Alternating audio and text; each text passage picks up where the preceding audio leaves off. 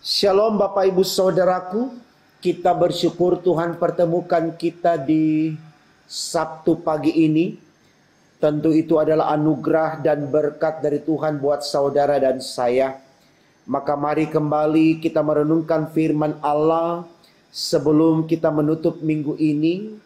Lewat aktivitas yang ada dengan percaya, Tuhan akan menuntun kita memasuki minggu yang baru, tetap dengan sehat, kuat beriman, karena berkat Tuhan ada pada kita.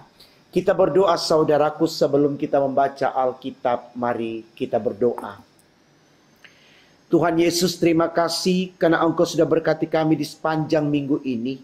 Dalam kemurahan sayang-Mu kami tetap dapat melakukan aktivitas kami dengan baik seturut dengan kehendak-Mu dengan percaya. Semua itu akan menjadi berkat bagi kami dan mendatangkan kemuliaan bagi nama-Mu. Doa kami Tuhan, biarlah di hari ini kembali berkat-Mu melimpah atas kami, khususnya ketika kami akan mendengarkan firman Allah, agar dalam semua yang kami terima dari-Mu di perenungan pagi ini, menjadikan kami semakin beriman dan terus mengandalkan Engkau dalam hidup kami. Untuk apa yang kami minta ini Tuhan, berfirman-Lah, karena kami sedia mendengarkannya. Demi Yesus Tuhan kami. Amin. Saudaraku, bacaan Alkitab kita di Sabtu pagi ini terambil dari kitab 1 Samuel 17 ayat 40 sampai 47. Demikian firman Tuhan. Lalu Daud mengambil tongkatnya, di tangannya dipilihnya dari dasar sungai 5 batu yang licin dan ditaruhnya dalam kantung gembala yang dibawanya, yakni tempat batu-batu, sedang umbannya dipegangnya di tangannya. Demikianlah ia mendekati orang Filistin itu. Orang Filistin itu kian dekat menghampiri Daud, dan di depannya orang yang membawa perisainya. Ketika orang Filistin itu menunjukkan pedangnya ke arah Daud, serta melihat dia, dihinanya Daud itu karena ia masih muda, kemerah-merahan, dan elok parasnya. Orang Filistin itu berkata kepada Daud, "Anjingkah aku, maka engkau mendatangi aku dengan tongkat?" Lalu demi para Allah yang orang Filistin itu mengutuki Daud. Pula orang Filistin itu berkata kepada Daud, "Hadapilah aku, maka aku akan memberikan dagingmu kepada burung-burung di udara dan kepada binatang-binatang di padang." Tetapi Daud berkata kepada orang Filistin itu, "Engkau mendatangi aku dengan pedang dan tombak dan lembing, tapi aku mendatangi engkau dengan nama Tuhan semesta alam, Allah segala barisan Israel yang kau tantang itu. Hari ini juga Tuhan akan menyerahkan engkau ke dalam tanganku, dan aku akan mengalahkan engkau dan memenggal kepalamu dari tubuhmu. Hari ini juga aku akan memberikan mayatmu dan mayat tentara orang Filistin kepada burung-burung di udara dan kepada binatang-binatang liar, supaya seluruh bumi tahu bahwa Israel mempunyai Allah. Dan supaya segenap jemaah ini tahu bahwa Tuhan menyelamatkan bukan dengan pedang dan bukan dengan lembing, sebab di tangan Tuhanlah pertempuran, dan ia pun menyerahkan kamu ke dalam tangan kami." Saudaraku, tema renungan kita di pagi ini tertuliskan demikian dalam Sabda Bina Umat, dengan nama Tuhan semesta alam. Dengan nama Tuhan semesta alam. Saudaraku, saya tidak tahu ada berapa banyak kali kita menjadi orang yang sombong ketika menjalani kehidupan ini.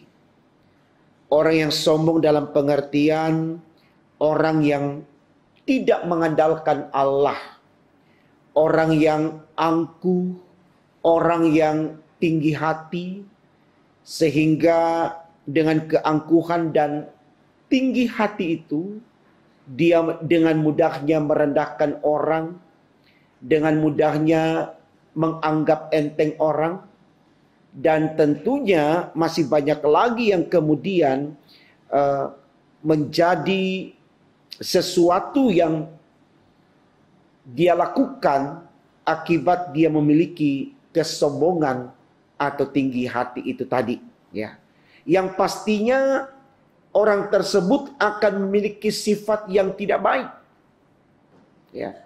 Memiliki arogansi emosional yang tidak terkontrol. Artinya dia selalu membuat suasana hidup itu menjadi tidak nyaman. Karena orang-orang demikian selalu meresahkan, selalu menggelisahkan, dan seterusnya, dan seterusnya. Nah, saya pikir ini baik saudaraku untuk kita renungkan, supaya kita mulai belajar mengenali diri kita. Apakah kita sudah menjadi orang seperti yang disebutkan itu tadi? Kalau betul benar kita menjadi orang seperti disebutkan tadi, arogan, emosional, sombong, tinggi hati, dan seterusnya, mari kita rubah. Mari kita rubah saudaraku. Kenapa? Karena Allah tidak pernah berpihak kepada orang-orang yang demikian. Firman Tuhan sudah katakan, orang yang tinggi hati akan direndahkan. Orang yang sombong akan dikalahkan, akan dipermalukan. Jadi, ini sesuatu yang baik sekali untuk kita mengerti, supaya kita mulai bagaimana hidup dengan rendah hati, murah hati, lemah lembut, penuh dengan kesopanan, kesantunan. Karena itu yang pribadi yang demikian yang diinginkan oleh Allah, ya. Dan ini terjadi saudaraku di dalam bacaan kita, ya. Yang dimiliki Goliat sangat berbeda dengan apa yang dimiliki oleh Daud. Kenapa? Karena Daud beriman, Goliat tidak beriman.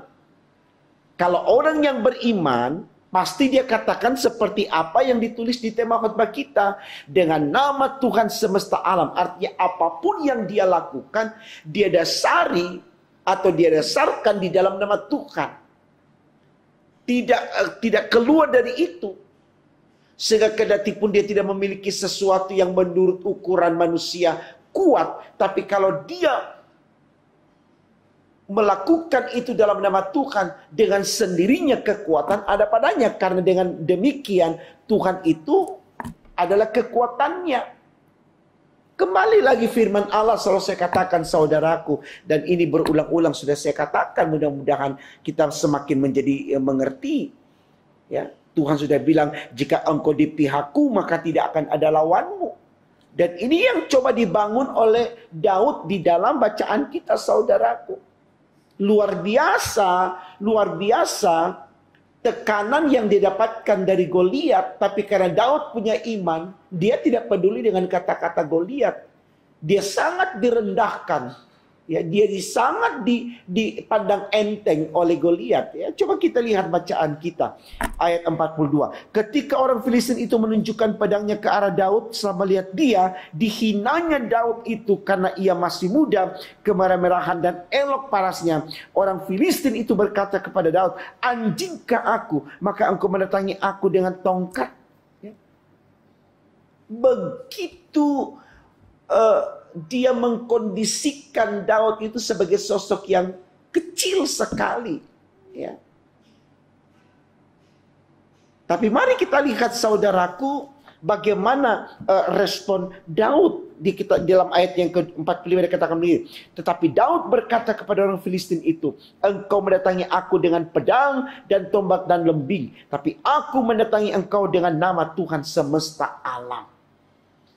Aku mendatangi engkau dengan nama Tuhan semesta alam. Artinya kekuatan Daud bukan pada tombak, lembing, senjata apapun, tapi dalam nama Tuhan semesta alam. Dan apa yang dilakukan oleh Daud ini saudaraku hendak mengatakan kepada Goliat, bahkan kita semua yang mendengarkan renungan ini, tujuannya adalah supaya kita tahu bahwa orang Israel itu atau anak-anak Tuhan itu punya Tuhan, punya Allah. Coba kita lihat kalimat terakhir dalam ayat 46 dikatakan ini, supaya seluruh bumi tahu bahwa Israel mempunyai Allah. Artinya Israel itu walaupun dia bangsa yang kecil dari bangsa-bangsa yang besar, tapi ketika dia sudah dipilih menjadi bangsa yang khusus, dia memiliki kekuatan yang lebih besar daripada bangsa-bangsa yang besar. Kenapa? Karena dia punya Allah, dia punya Tuhan. Eksistensi Israel sebagai umat Allah sampai hari ini, saudaraku, tidak ada yang bisa ganggu gugat. Firman Tuhan sudah mengatakan, ya, semakin engkau ditekan, semakin engkau merambat. Ya, Israel bukan selalu menyebut bangsa Israel yang ada di Timur Tengah sana, tapi Israel adalah gereja, persekutuan orang-orang percaya. Israel baru kita-kita ini, saya dan Bapak Ibu yang percaya kepada Tuhan Yesus.